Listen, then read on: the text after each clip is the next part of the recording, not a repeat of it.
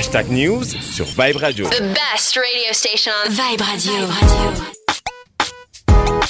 Vous êtes bien dans Hashtag News sur Vibe Radio. Alors, on peut également nous suivre à travers le site internet viberadio.sn. Alors, Mamadou, on démarre par toi. Merci, Abdourad. Donc, sur plus de 90 candidats déclarés pour le moment à la candidature pour la présidentielle de 2019, on compte 7 dames qui voudraient coûte que coûte affronter Macky Sall le 24 février prochain. Elles ont envoyé leur coordinateur lundi dernier au ministère de l'Intérieur afin de disposer des modèles format papier électronique de la fiche de collecte de parrainage. Reste maintenant à descendre sur le terrain pour solliciter les signatures des Sénégalais. Il s'agit de la députée maire de Bambey, Aïda Mbodj, de la députée maire de Podor, Aïssata Tall Sall, de Oser l'avenir, de l'économiste et présidente du mouvement Def Lilawar, Yassine Fall, de la spécialiste en aménagement et en urbanisme et expert immobilier, Nafissatou Wade, de la secrétaire générale de la RNUA, Ndella Madior Diouf, du professeur Amsatou Sow Sidibé Karlen, et enfin une inconnue, Ndeye Khadiba, leader du mouvement 3A, Serigne Abdou Khadre.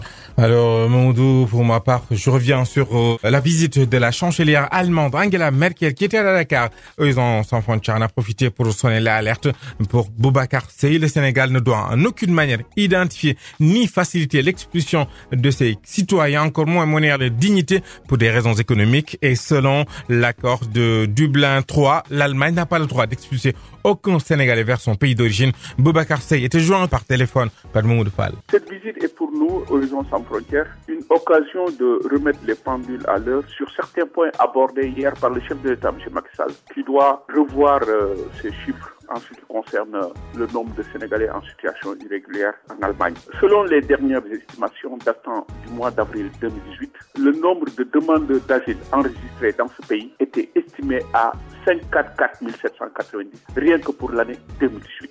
Je voudrais rappeler qu'au mois de juillet 2018, le nombre de demandeurs d'asile allemands, sénégalais du moins, en Allemagne était estimé à 1300, plus que le chiffre avancé par le chef de l'État Macky Sall, sans compter le nombre de Sénégalais déclarés gambiens pour pouvoir bénéficier du droit d'asile sous le régime de Yahya Jammeh. Je voudrais éclairer l'opinion nationale sur ces faits-là pour éviter les amalgames. Je voudrais rappeler aussi qu'il y a actuellement plus de 300 000 migrants en situation irrégulière en attente d'être expulsés, dont plus de 127 000 de façon imminente. Et parmi, effectivement, ces gens, il y a des Sénégalais. Et l'Allemagne, en aucune façon, n'a pas le droit de rapatrier des Sénégalais vers leur pays d'origine. Par rapport à l'accord de Dublin 3, s'il doit y avoir expulsion, ces Sénégalais devraient être expulsés vers des pays de sortie de l'Union européenne. C'est-à-dire que, pour la plupart, ils sont rentrés par l'Italie, par l'Espagne, etc., etc. Mais l'Allemagne n'a pas le droit d'expulser vers le Sénégal. Et c'est là que nous interpellons l'État du Sénégal, qui ne doit en aucune façon identifier, faciliter, encore moins monnayer la dignité de ses fils établis aujourd'hui en Allemagne. À l'instant, c'était Boubacar Seye, président de Horizon sans frontières. Les hashtags étant vidés, on enchaîne directement dans la seconde partie de l'émission. Notre invité, il s'agit de Dame Mbodj, syndicaliste et secrétaire général de la FEDER. Bonjour et bienvenue à Vibe Radio. Merci, bonjour. Je suis très ravi de venir participer à cette émission, Hashtag News, et je souhaite que ce sera une excellente émission qui permettra d'éclairer la lanterne des Sénégalais sur un certain nombre de questions. Alors, avant d'entrer dans le vif du sujet, parmi les hashtags, vous voulez rebondir ou bien? Oui, je voulais rebondir sur les deux très rapidement. Allez-y. Pour ce qui concerne les candidatures, donc les candidats à la candidature à la présidentielle 2019, je considère que ce qui s'est passé, cette grande opération de séduction que certains ont eu à faire hier pour essayer de justifier qu'il y a 94 candidats, pour essayer de justifier le parrainage, ça ne peut pas prospérer. S'il y a 94 candidats alors qu'on n'en a jamais connu dans ce pays, c'est parce qu'il y a une nouvelle donne. C'est cette nouvelle donne-là qui a créé cette situation. Et moi, je suis convaincu que parmi ces 94 candidats, in fine, quand on va déposer les candidatures après ce fameux parrainage, on n'en aura pas plus de 20. Donc ça voudrait dire que simplement, c'est une manière pour certains vraiment de faire le buzz et peut-être faire un appel du pied pour les candidats peut-être qui seront bien placés pour remporter l'élection. Donc je considère que tout cela montre que vraiment le gouvernement s'est gouré en proposant ce parrainage parce que tout Sénégalais qui a toutes les dispositions requises par la loi a le droit d'être candidat. Donc je crois que ce parrainage-là, c'est une manière de divertir les Sénégalais. Ça ne répond absolument à aucune préoccupation d'assainir le milieu politique, ce n'est rien d'autre pour moi que d'essayer de neutraliser certains candidats et donc de pouvoir mettre de petits candidats pour faire face à ce mastodonte, celui qui s'est considéré comme un mastodonte. Donc je crois que c'est ça mon commentaire. Je souhaite que tous les candidats qui souhaitent participer à l'élection puissent y participer légalement et que les Sénégalais puissent décider le 24 février 2019 pour qu'on puisse élire un président qui sera investi de la légitimité populaire. Alors, on va entrer dans le vif du sujet. Il y a un rapport définitif du ministère de l'Éducation nationale. Vous avez été le premier à dénoncer. Alors, qu'est-ce qu'on peut retenir déjà? Ce qu'on peut retenir déjà, c'est que le ministère de l'Éducation nationale doit arrêter de semer la zizanie dans la tête des Sénégalais. Le rapport que nous avons mis sur la table, c'est un rapport qui a été donc commandité par l'ARMP et exécuté par le cabinet KPMG. Un cabinet qui est là au Sénégal, agréé, et qui a fait ce travail très sérieux et qui nous a produit un rapport définitif. Si le ministère de l'Éducation nationale dit que le rapport est un rapport provisoire, ce n'est pas la vérité. La vérité est que c'est un rapport définitif. Depuis que moi j'ai commencé à en parler en tant que secrétaire général du Cusems authentique coordonnateur de la FEDER, ils ont tenté dans un premier temps de retirer le rapport qu'ils ont remis ensuite parce qu'ils savent que maintenant nous sommes en possession du document. Le rapport est clair et net. Le rapport dit sur plusieurs marchés qui ont été conclus entre le ministère de l'Éducation nationale et donc des structures de la place que rien ne s'est passé dans les règles de l'art. Les ressources du ministère sont en train d'être dilapidées par le ministère de l'Éducation nationale. Donc, il y a beaucoup de prévarication et c'est ça que nous avons dénoncé et nous avons donné des exemples. Maintenant, si par rapport à ce que nous avons dit, s'ils se sentent calomniés, s'ils disent que nous sommes dans un état de droit, mais ils n'ont qu'à aller rester en justice pour que la justice puisse convoquer Serigne Mbaye Thiam parce qu'il est un Sénégalais comme tout le monde et me convoquer moi qui l'ai dénoncé pour que devant tous les Sénégalais, chacun puisse sortir ses preuves et qu'on puisse avoir un procès contradictoire qui nous permet de dire exactement où se trouve la vérité. Moi, ce que je dis, c'est clair. Serigne Mbaye Thiam est en train de dilapider les ressources du ministère alors que ces ressources-là pouvaient permettre d'avoir une stabilité du secteur. Et concrètement, c'est une question de... Dans quel secteur on retrouve plus? Nous avons par exemple, si on prend le secteur donc de la réhabilitation, comme il l'appelle lui, parce que moi je dis qu'il n'a fait que peindre les murs de toutes les structures qu'il a eu à réhabiliter. Si on prend le ministère de l'Éducation nationale, il a mis 104 millions pour peindre le ministère. Aucune brique n'a été posée au niveau du ministère de l'Éducation. Parce que pour ceux qui connaissent le bâtiment central du ministère de l'Éducation nationale, il ne peut pas y avoir de modification. Parce que le bâtiment, soit on le détruit ou on fait autre chose. Mais ce bâtiment-là, il n'y a plus d'espace pour construire. Il n'y a que la cour du bâtiment central et les bâtiments. Donc rien n'a été fait là-bas. Il n'a fait que peindre, c'est-à-dire renforcer la couleur jaune du ministère de l'Éducation nationale. Et il y a mis 104 millions, éclatés en silos. Chaque entreprise était donc dans un côté. C'est-à-dire on lui donne 3 bureaux ou 4 bureaux à peindre pour lui donner 25 millions ou 14 millions ou 16 millions. C'est ça qui n'est pas acceptable. Donc il ne peut pas mettre 104 millions pour peindre le ministère de l'Éducation nationale qui n'est rien d'autre qu'une petite maison où il n'y a que le bureau du ministre et quelques bureaux. Donc c'est ça qui est inacceptable. Ça c'est un marché que nous avons dénoncé.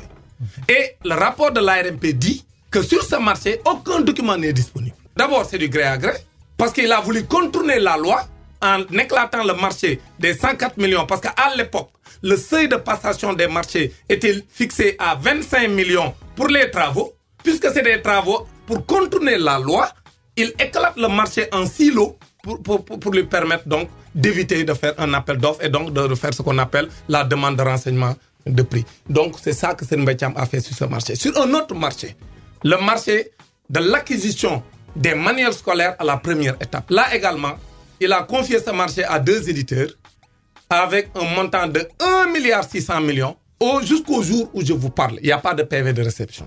Personne ne peut dire où se trouvent ces livres. Alors, on ne peut pas prendre 1,6 milliard du budget de l'État, l'argent du contribuable sénégalais, les dépenser impunément et rien ne se passe. Ça, ce n'est pas acceptable. L'autre chose également, c'est la réhabilitation du plus petit établissement du Sénégal, qui est le lycée Mariama Ba de Gorée. Le lycée Mariama Ba de Gorée, pour ceux qui ont visité Gorée, mais c'est un petit établissement. D'ailleurs, le nombre d'élèves renseigne sur la taille de l'établissement. Parce que le lycée Mariama Ba fait moins de 240 élèves. Ce n'est même pas 3 classes d'un petit lycée ici à Dakar. Donc c'est presque le plus petit lycée du Sénégal. Ils ont moins de 240 élèves. Si tu prends tous les professeurs du lycée Mariama Ba, toute l'administration, tous les élèves, ils font moins de 300. Alors que vous allez dans les lycées de la place que vous connaissez, l'Imam Laye, Lamine Gueye, Kennedy, etc. Mais ils sont aux environs de 2500, 3000 élèves. L'Imam Laye est à près de 7000 élèves. Mais même l'Imam Laye a été réhabilité à hauteur de 600 millions. Mais on ne peut pas réhabiliter l'Imam Laye qui fait 7000 élèves, je vous dis presque, a été réhabilité par un autre ministre qui n'est pas le ministre Serigne Mbaye Thiam à hauteur de 600 millions, moins 2 milliards. Oui. Mais Serigne Mbaye Thiam nous réhabilite. Donc le petit lycée, Mariama Ba, comparé avec le lycée Limam Laye, je vous dis moins de 250 élèves, à hauteur de 868 millions. Presque 1 milliard hors taxe. Ça 868 millions hors taxe, donc presque 1 milliard. Alors que 868 millions, ça peut construire 3 lycées Mariama Ba neufs. C'est-à-dire, vous allez dans 3 régions du Sénégal, vous avez 868 millions.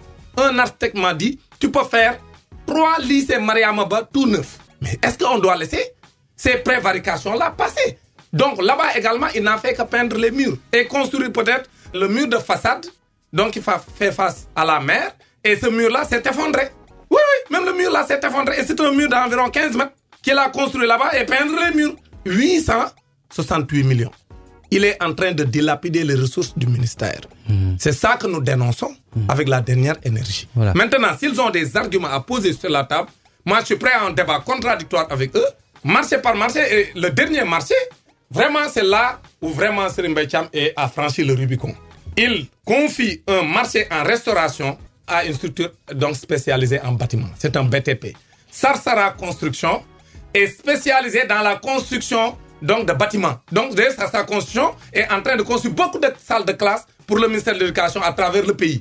Mais il convoque un séminaire pour les inspecteurs d'académie, donc pour des agents du ministère de l'Éducation nationale, et il confie la restauration à Sarsara Construction. C'est-à-dire c'est Sarsara Construction qui a restauré les gens, donc qui a trouvé à manger. Est-ce que vous pensez que ça c'est sérieux? Donc Serigne Mbaye Thiam est en train de dilapider les ressources de façon éhontée, les ressources du ministère. D'accord. Et moi, je suis en train de les dénoncer. Donc vous dénonciez, vous êtes en train de dénoncer et vous continuez aussi de dénoncer. Mais où en êtes-vous avec cette saisine dont vous aviez annoncé il y a 3 mois à l'Office national de lutte contre la corruption? Effectivement, la FEDER, lors de sa dernière réunion donc d'évaluation de la grève de cette année, a décidé souverainement d'attendre la rentrée prochaine pour déposer la plainte, la saisine de l'OFNAC. Parce que nous considérons que c'est le moment le plus opportun pour nous de poser cette question sur la table, parce que le ministre Serigne Mbaye Thiam ne peut pas faire tout ce qu'il a fait et impunément.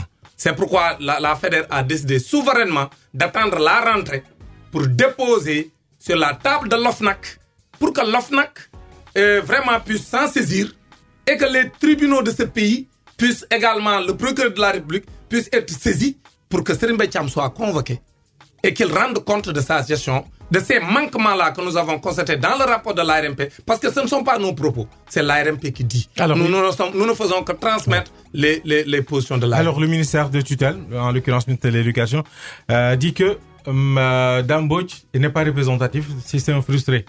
Est-ce que c'est un combat personnel finalement? Non, c'est pas un combat personnel. Au contraire, moi je n'ai rien contre le ministre Mbaye Thiam. Au contraire, pour ceux qui me connaissent, ces élections-là sont derrière nous. Moi, je n'y avais pas participé en tant que syndicat. J'étais dans une position de principe au niveau de mon syndicat. C'est ça qu'ils ne comprennent pas. Moi, je n'ai pas participé à ces élections en tant que syndicat. J'étais en conflit au sein de mon syndicat. Par principe, j'ai dit, je ne suis pas d'accord puisque nous étions en conflit. On ne pouvait pas aller aux élections, nous, notre syndicat, sans vider notre conflit. C'était QSEMS? C'était le QSEMS à l'époque. Okay. C'est pourquoi moi, j'avais pas de syndicat, mais j'avais une position de président. J'ai pas fait campagne. J'ai juste participé de façon symbolique pour montrer ma position, pour montrer que je ne suis pas d'accord. Mais maintenant, c'est après ces élections que j'ai créé mon syndicat, le QSEMS Authentique. J'ai reçu mon récépissé le 21 novembre 2017. Maintenant, et attendons les prochaines élections pour voir est-ce que j'aurai la représentativité. Donc ça, c'est un faux débat. Moi, je ne suis pas dans le débat de personne, le débat crypto-personnel. C'est-à-dire, moi, je pose sur la table des questions précises. Le ministère de l'Éducation doit me répondre sur des questions précises, mais ne pas essayer de contourner vraiment les vraies questions, le vrai débat, pour me parler de oui, ta représentativité, etc. Ça n'a aucune espèce d'importance sur ce que nous sommes en train de... Parce que nous sommes en train de parler des deniers publics. Nous sommes en train de parler du budget de l'État.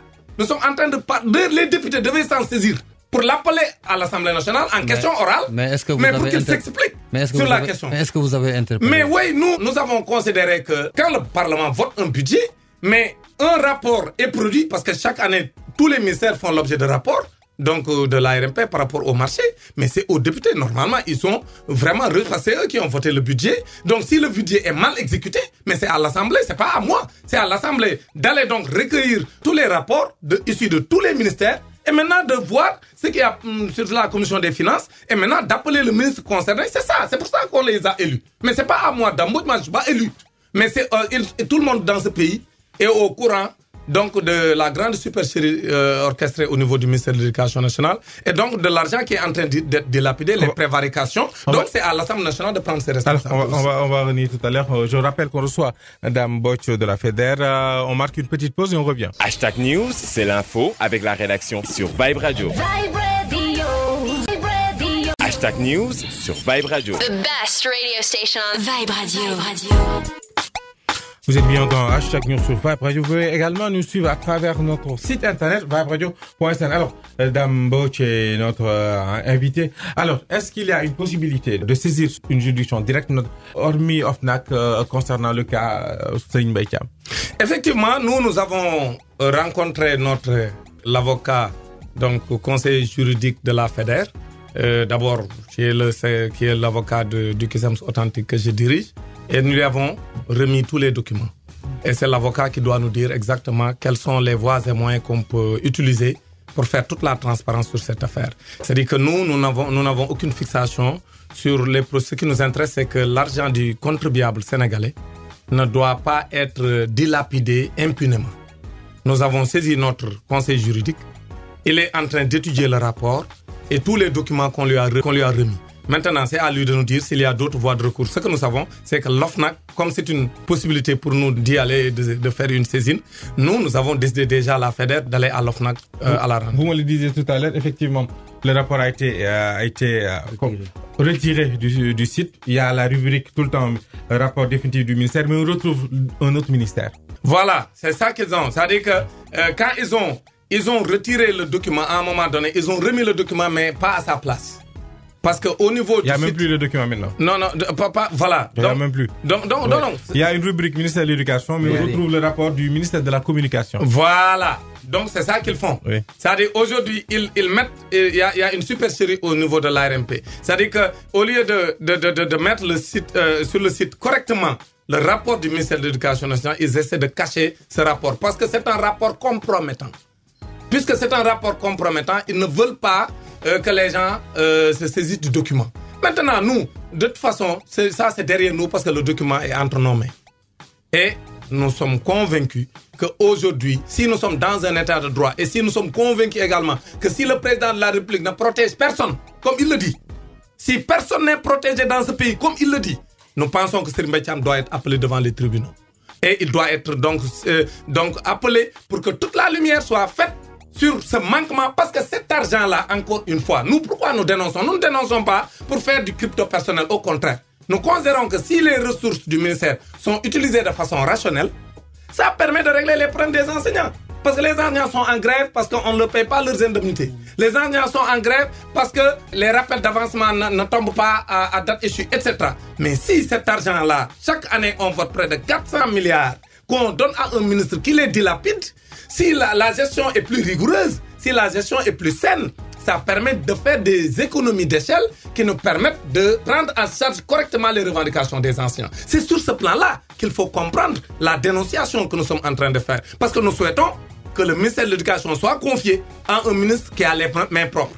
Un ministre qui gère les ressources de façon rationnelle, dans la transparence et dans le respect des procédures de marché. C'est ça que nous demandons. Mais si on ne le fait pas, mais nous, en tant que responsables dans ce ministère, syndicat du ministère, mais on aura failli à notre mission. Et pour aller très rapidement, on a traversé une année très difficile. On a finalement trouvé une solution pour les années à venir. Mais Dambo qui est là comme trouble fait. Non, c'est pas trouble fait. Nous considérons que ce qui a été signé entre le gouvernement et le groupe des 6, c'est un protocole bidon.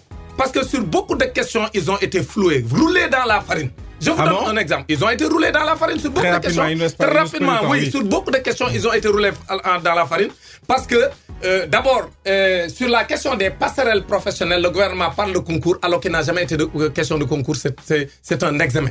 Tout enseignant qui en a droit doit le faire. Et maintenant, s'il y a 1000 enseignants qui passent, ils passent tous. Donc aujourd'hui, eux-mêmes, ils reconnaissent que le gouvernement les a floués. Mais c'est parce qu'il y a eu beaucoup de précipitations et c'est un avenant qu'ils veulent appeler accord. Ce n'est pas un accord, c'est un avenant.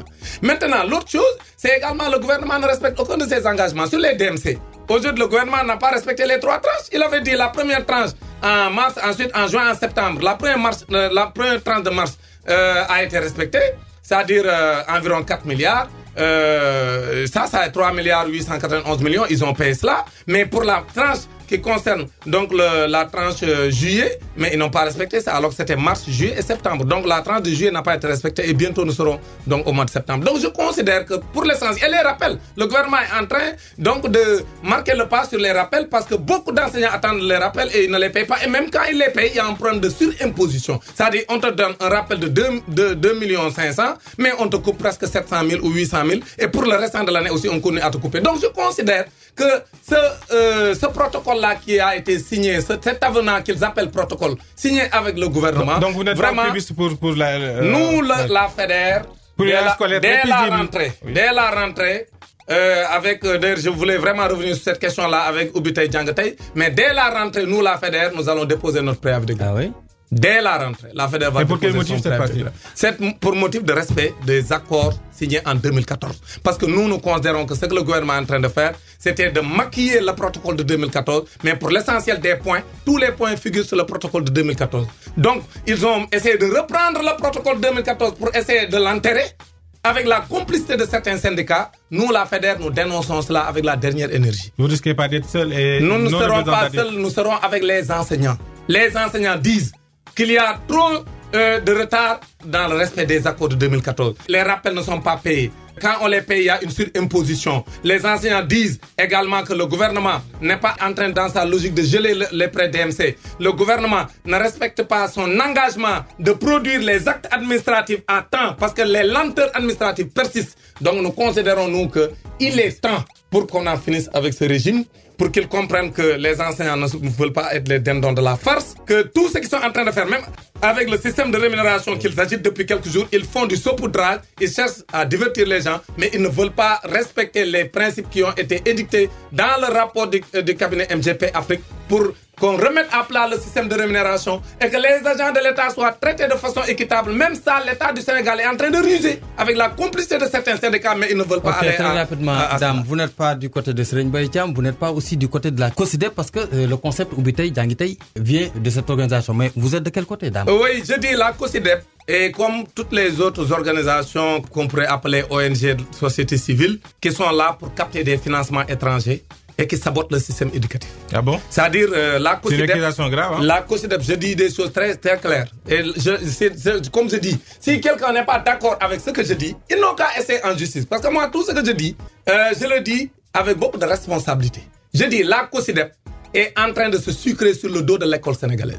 C'est-à-dire, ils cherchent à capter des financements étrangers. Et à chaque fois qu'il y a un événement, donc ils profitent de cet événement pour faire du bruit. Pour que les bailleurs puissent les voir et dire, voyez, nous sommes là, nous sommes en train de faire, alors qu'ils ne font rien pour le système. C'est-à-dire, c'est des gens qui profitent du système, mais qui ne servent pas le système. Alors, donc, ce Oubitei Djangatei est un slogan creux qui ne signifie absolument rien, qui ne sert qu'à permettre à la COSYDEP de capter des financements étrangers et maintenant, peut-être vraiment de continuer à...